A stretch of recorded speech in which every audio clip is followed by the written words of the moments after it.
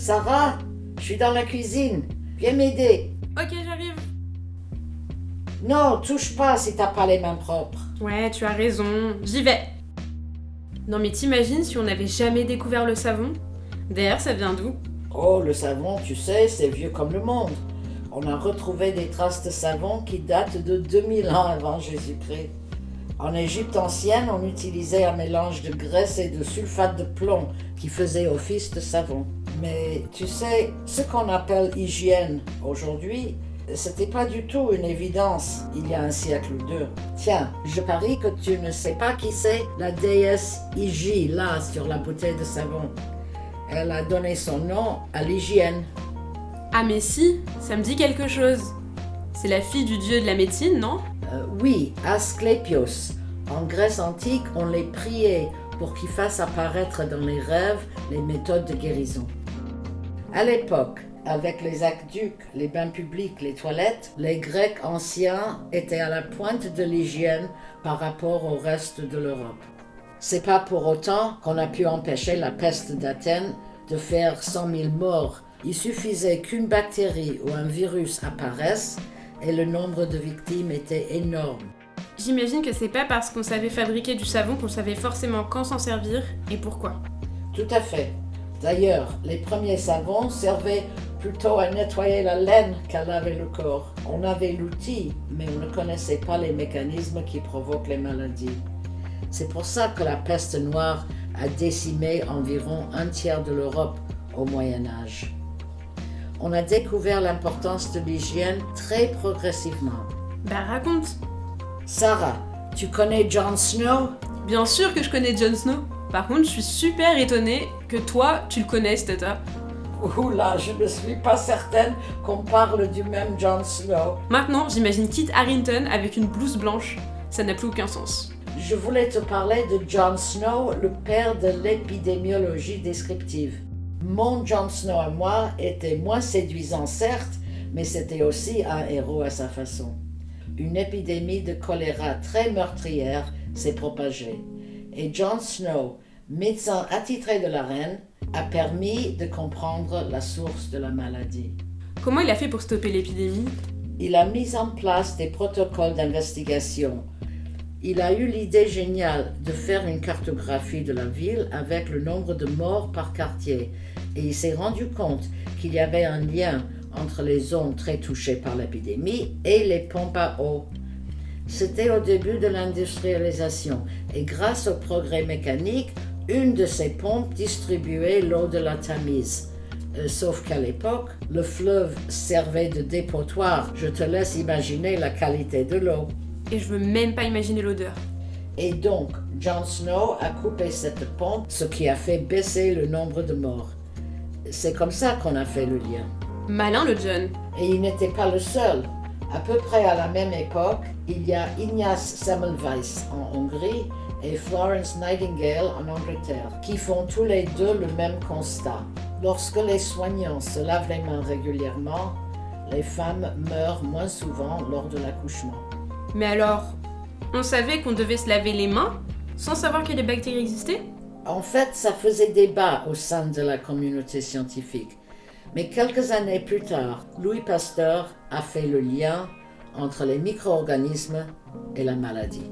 Il apporte enfin une preuve de ce qui avait été vérifié par l'expérience. La lutte contre les bactéries a été un moteur pour les découvertes scientifiques en fait.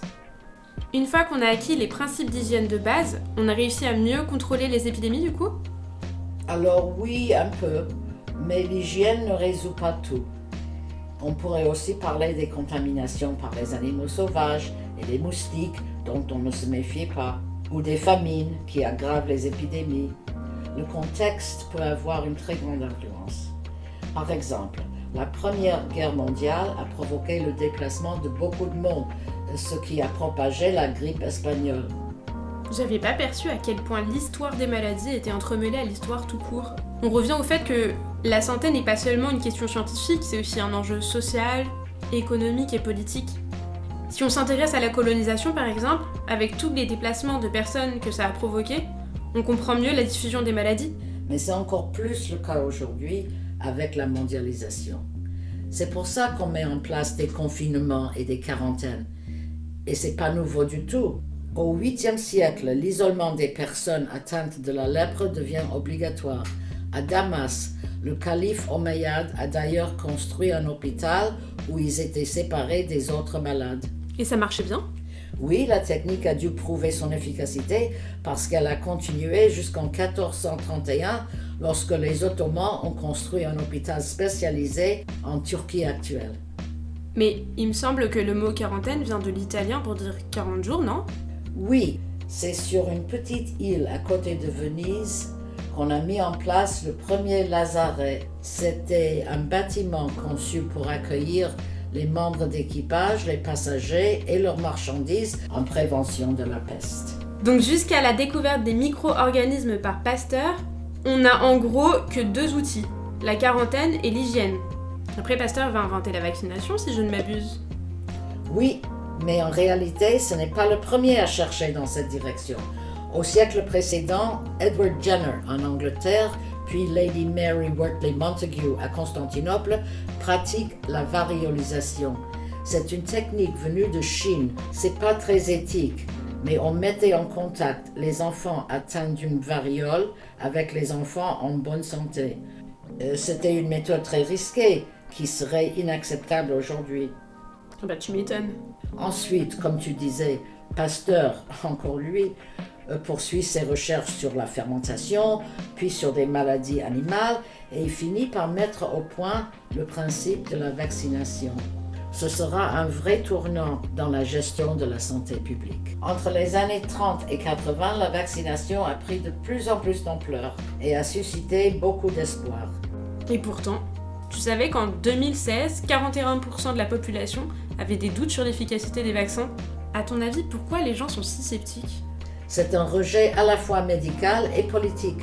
Cette tendance a d'ailleurs pris de l'ampleur dans les années 80, lorsqu'on a commencé à reconnaître officiellement les effets secondaires des vaccins. J'ai entendu dire que certains vaccins provoquaient l'autisme. Est-ce que c'est vrai ?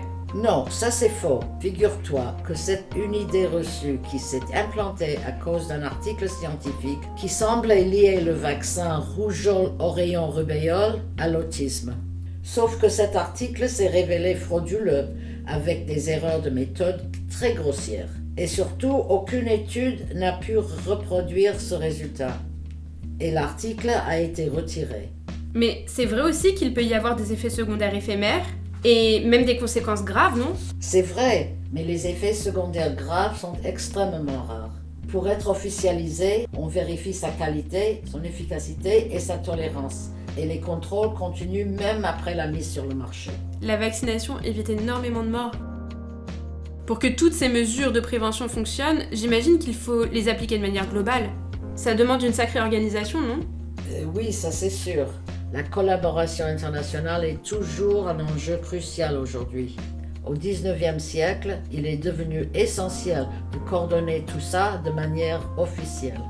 12 pays européens ont organisé des conférences sanitaires pour s'accorder sur les pratiques de prévention, comme par exemple un calendrier de vaccination uniformisé. En 1948, on remplace les conférences sanitaires par l'Organisation mondiale de la santé, l'OMS. Ça paraît logique, mais finalement, sans la solidarité et sans collaboration entre les pays, il ne peut pas y avoir de protection collective. En tout cas, merci de m'avoir expliqué tout ça, Tata. Je vais enfin pouvoir briller en société. Mais de rien, ma chérie.